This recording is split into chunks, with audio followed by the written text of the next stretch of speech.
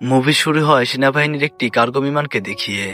বিপজ্জনক রাসায়নিক পদার্থ নিয়ে পরীক্ষার জন্য তারা তাদের বেঁচে যাচ্ছিল, কিন্তু হঠাৎ বিমানটি তাদের নিয়ন্ত্রণের বাইরে চলে যায় এবং বিমানটি রেকন ভ্যালি নামক একটি ছোট্ট শহরে বিধ্বস্ত হয়, আর বিমানের ভিতরে থাকা সকল রাসায়নিক ছড়িয়ে ছিটিয়ে পড়ে। এখানে আমাদের মাইকেল এবং তার স্ত্রী টেরিকে দেখানো হয়। মাইকেল 2 দিনের জন্য শহরের বাইরে যাচ্ছে এবং যাওয়ার আগে সে টেরিকে নিজের যত্ন নেওয়ার কথা মনে করিয়ে দেয়। টেরি অন্যদের থেকে আলাদা, সে কথা বলতে বা শুনতে পারে না, মানে সে বোবা। এখন পর্যন্ত মাইকেল কখনো তাকে একা রেখে কোথাও যায়নি, কিন্তু এবার তার কোনো উপায় নেই। তাই সে টেরিকে বলে যদি সে এখানে অনিরাপদ বোধ করে তবে সে মাইকেলের বাড়িতে গিয়ে মাইকেলের মায়ের সাথে থাকতে পারে। মাইকেলকে নামানোর পর টেরি বাড়ি গিয়ে প্রস্তুত হয় এবং তারপর তার শাশুড়ির বাড়িতে যাওয়ার জন্য রওনা দেয়।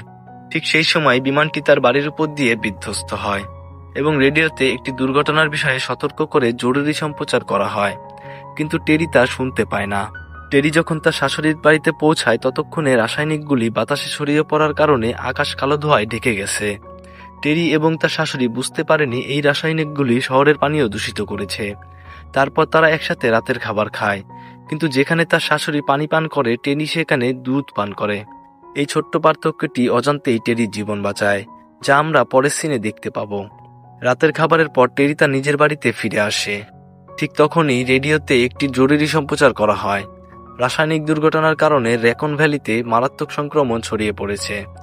সংক্রমিত ব্যক্তিদের মধ্যে অদ্ভুত কিছু লক্ষণ দেখা যাচ্ছে, তাই সবাইকে কোয়ারেন্টাইনে থাকার নির্দেশ দেওয়া হয়েছে। সেনাবাহিনী শুধুমাত্র তাদেরকে উদ্ধার করবে যারা এখনো পর্যন্ত সুস্থ আছে, কিন্তু টেরি তো কিছু শুনতে পারে না, তাই সে বিপদ সম্পর্কে কিছুই জানতে পারে না। সেই রাতে অন্ধকারে সে তার প্রতিবেশীদের দ্রুত গাড়ি চালিয়ে চলে যেতে দেখে। সে দেখে তার প্রতিবেশীরা তাড়াহুড়ো করে কোথাও যাচ্ছে, কিন্তু সে মনে করে এটি একটি স্বাভাবিক ঘটনা। পরে সে তার বাড়ির নিরাপত্তা ব্যবস্থা সক্রিয় করে এবং মাইকেলের পাঠানো বেশ কয়েকটি মেসেজ না দেখেই ঘুমিয়ে পড়ে।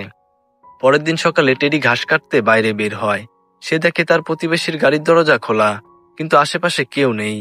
সে দেখে পুরো শহরটি নিস্তব্ধ হয়ে গেছে। টেরি বুঝতে পারে না এর পেছনের কারণ কি। রাস্তা দিয়ে হাঁটার সময় সে একটি বিড়াল দেখে এবং সেটাকে সে বাড়ি নিয়ে আসে। এরপর টেরি সেই বিড়ালটির জন্য একটি পোস্টার বানায়। সে সাবধানে কাগজে ছবিটা আঁকায়, পাশে লিখে দেয় এই বিড়ালটির মালিককে খুঁজছি। তারপর সে শহরের বিভিন্ন জায়গায় পোস্টার লাগাতে শুরু করে, দরজা, লাইট পোস্ট, দোকানের সামনের দেওয়াল, যেখানে সম্ভব। পোস্টার লাগানোর সময় শহরটির নিস্তব্ধতা তার চোখে পড়ে। রাস্তা খালি, মানুষ নেই, কিন্তু টেরি নিরাশ হয় না। সে চায় যে কেউ এই বিড়ালটির মালিক সে যেন বিড়ালটিকে খুঁজে পায়। এই ছোট্ট কাজে টেরি কিছুটা স্বস্তি পায়, অন্তত সে বিড়ালটিকে সাহায্য করতে পেরেছে। টেরি যখন তার বাড়িতে ফিরে আসে হঠাৎ তার রান্নাঘরের পানির সরবরাহ বন্ধ হয়ে যায়। সে ততটা চিন্তা করে না, বাকি পানি দিয়ে দাঁত মাজে এবং ঘুমাতে চলে যায়। তখনও তার জানা নেই যে এই পানি সংক্রমণ ছড়াচ্ছে। হঠাৎ তার মোবাইলে নিরাপত্তা অ্যালার্ম বেজে ওঠে। অবাক হয়ে টেরি দ্রুত গ্যারেজের দিকে দৌড়ায়। গ্যারেজের দরজা খোলা, যা সে নিজেই আগে বন্ধ করেছিল। নিজের নিরাপত্তার জন্য ভয়ে সে পুলিশের সাহায্য নিতে চায়, কিন্তু ফোনে কোনো সিগন্যাল নেই। ঘরে ফিরে টেরি দেখতে পায় তার বাড়ির মূল দরজাও খোলা। এবার সে বুঝতে পারে তার বাড়িতে কেউ প্রবেশ করেছে। ভয় পেয়ে টেরি দ্রুত বন্দুক বের করে হাতে নেয়। ঠিক তখনই আবার অ্যালার্ম বাজে। এবারে সিগন্যাল আসে বেসমেন্ট থেকে। কাঁপতে কাঁপতে টেরি টর্চ হাতে বেসমেন্টে নেমে যায়। প্রথমবারের মতো তার চোখের সামনে আসে একজন সংক্রমিত মানুষ, যার চেহারা বিকৃত ও জম্বির মতো ভয়ঙ্কর। হঠাৎ আতঙ্কে টেরি তার হাতে থাকা বন্দুক দিয়ে আত্মরক্ষার জন্য গুলি চালায়। বন্দুকের শব্দ পুরো বেসমেন্টে প্রতিধ্বনিত হয়। সেই মুহূর্তে সব স্পষ্ট হয়ে যায়। তার চারপাশে যা ঘটছে তা কোনো স্বাভাবিক ঘটনা নয়। শহরটি, তার বাড়ি এবং এখানকার সবকিছু এক ভয়ঙ্কর বাস্তবতার মধ্যে ডুবে গেছে। সে দৌড়ে তার শাশুড়ির বাড়িতে পৌঁছায়, কিন্তু সেখানে পৌঁছে সে তার শাশুড়িকে গাড়ির ভেতর মৃত অবস্থায় দেখতে পায়।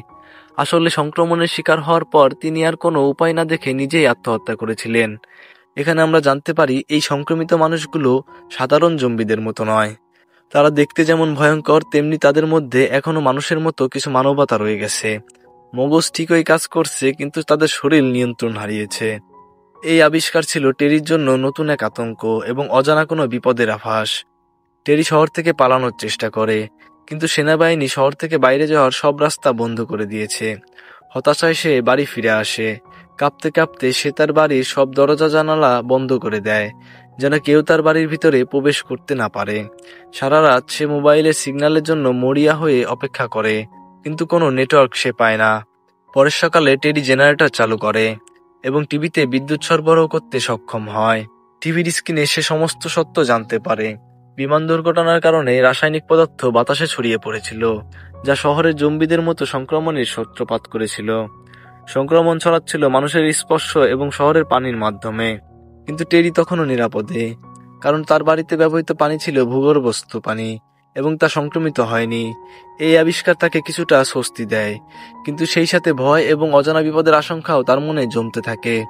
টেরি দূরবীন হাতে ছাদে উঠে পুরো শহরকে পর্যবেক্ষণ করতে থাকে। কিছুটা দূরেই তার চোখে পড়ে নিস্তব্ধ রাস্তাগুলোতে কোনো মানুষ নেই, শুধু কিছু জম্বি এখানে ওখানে ছায়ার মতো হেঁটে বেড়াচ্ছে। আকাশে ভেসে থাকা একটি ড্রোন তাকে নজরদারি করতে দেখে, বুঝতে পারে সেনাবাহিনী পরিস্থিতি সরজমিনে পর্যবেক্ষণ করছে। টেরি যখন টিভি সংবাদ দেখে তখন সে জানতে পারে যে প্রায় সব প্রধান রাস্তাই সেনাবাহিনী দ্বারা বন্ধ করা হয়েছে। শহরের প্রধান এক্সিটগুলো এখন আর ব্যবহার করা যাবে না। সে আরও জানতে পারে প্রায় সব রাস্তা অবরুদ্ধ হলেও একটি পুরনো লুকোনো রাস্তা এখনো খোলা রয়েছে। এই খবরটি টেরির মনে বেঁচে থাকার এক নতুন আশা যোগায়। টেরি এই সুযোগ হাতছাড়া না করে সেখান দিয়ে পালানোর সিদ্ধান্ত নেয়। পালানোর আগে টেরি প্রয়োজনীয় কিছু খাবার জোগাড় করে এবং সংক্রমণ থেকে বেঁচে যাওয়া সেই পথভ্রষ্ট বিড়ালটাকে দেখতে পায়। সে বিড়ালটিকে খাবার খাইয়ে রওনা হয়, কিন্তু দুর্ভাগ্যবশত কিছু দূর যাওয়ার পরেই তার গাড়ির জ্বালানি শেষ হয়ে যায়। নিরুপায় হয়ে টেরি তার গাড়ি ছেড়ে পায়ে হেঁটে যেতে শুরু করে। অনেকক্ষণ হাঁটার পর সে একটি ফার্ম হাউস দেখে কিছুটা স্বস্তি অনুভব করে। ফার্ম হাউসটি শহরের অন্যান্য বাড়ির মতোই পরিত্যক্ত এবং নিস্তব্ধ। ভেতরে ঢুকেই টেরির চোখে পড়ে একটি অদ্ভুত সংক্রমিত ব্যক্তি, যার চেহারা বিকৃত এবং ভয়ঙ্কর। আতঙ্কিত হয়ে টেরি আত্মরক্ষার জন্য দ্রুত তার বন্দুক বের করে এবং তাকে গুলি করে। এরপর ফার্ম হাউসের স্টোরেজে খোঁজ করতে গিয়ে সে একটি জ্বালানির ক্যান খুঁজে পায় এবং গাড়িতে তেল ভরতে শুরু করে, এটা ভেবে যে সে এখন এখান থেকে বের হতে পারবে। কিন্তু সে বুঝতে পারে এটি ডিজেল, যা তার গাড়ির জন্য একেবারেই অকেজো। হতাশা ও ক্লান্তি নিয়ে টেরি আবার বাড়ির দিকে রওনা দেয়। শহরের নিস্তব্ধতা ও সংক্রমণের ভয় এখন তার মনে এক অদ্ভুত দম বন্ধ করা চাপ তৈরি করেছে। বাড়ি ফিরে এসে ক্লান্তি ও হতাশার মাঝে টেরি তার অতীতের ভয়াবহ স্মৃতিগুলো মনে করে, সেই মর্মান্তিক দুর্ঘটনার কথা যা তার পুরো পরিবারকে ধ্বংস করেছিল। সেই দুর্ঘটনার কারণে সে শারীরিকভাবে বধির হয়ে গিয়েছিল এবং মানসিক শক এতটাই গভীর ছিল যে তার কণ্ঠস্বরও চিরতরে বন্ধ হয়ে গিয়েছিল। এরপর একটা ঘরে টেরি তার আপন মনে পিয়ানো বাজানো শুরু করে। প্রতিটি শব্দ বাজার সঙ্গে সঙ্গে তার মনের গভীর থেকে পুরনো স্মৃতি এবং পরিবারের হাসি আনন্দ ফিরে আসে। অতীতে সেই মুহূর্তগুলি তার চোখের সামনে ভাসতে থাকে, পরিবারের ভালোবাসা, সেই সুখের মুহূর্তগুলো যা এখন শুধু স্মৃতিতেই সীমাবদ্ধ। কিন্তু হঠাৎ মনে হয় বর্তমানের অন্ধকার ও ভয়াবহ বাস্তবতা তার চারপাশে এসে আবার ভিড় করেছে। পিয়ানো বাজানোর মাঝেও তার হৃদয়ে আতঙ্কের ছায়া থাকে এবং সে জানে যে শুধু স্মৃতিতে সীমাবদ্ধ থাকাই যথেষ্ট নয়, এখন তার বাঁচার জন্য লড়াই করতে হবে। হঠাৎ আবারও তার নিরাপত্তা অ্যালার্ম বেজে ওঠে, তবে এবার সেটা কোনো জম্বি নয়, এসেছে সেনাবাহিনী। সৈন্যরা এসে শহর জুড়ে অভিযান চালিয়ে সংক্রমিতদের মেরে ফেলেছে এবং সুস্থ মানুষদের উদ্ধার করছে। তারা যখন টেরিকে খুঁজে পায় তখন তারা বুঝতে পারে টেরি কথা বলতে পারে না, তাই তারা লেখার মাধ্যমে তার সাথে যোগাযোগ করে। অবশেষে টেরি উদ্ধার হয়, আর এইভাবেই এই ভয়ঙ্কর দুঃস্বপ্নময় মুভির সমাপ্তি ঘটে। তো বন্ধুরা, আশা করছি এই মুভি এক্সপ্লেনটি তোমাদের ভালো লেগেছে। ভিডিওটি ভালো লেগে থাকলে ভিডিওটিতে লাইক করো। এরকম আরো ভিডিও পেতে চ্যানেলটি সাবস্ক্রাইব করো। পরবর্তীতে তোমাদের জন্য আরো নতুন নতুন মুভি এক্সপ্লেন নিয়ে আসবো। ততক্ষণ পর্যন্ত সবাই খুশি থাকো এবং নিজের যত্ন নিও। ভিডিওটি শেষ পর্যন্ত দেখার জন্য সবাইকে ধন্যবাদ।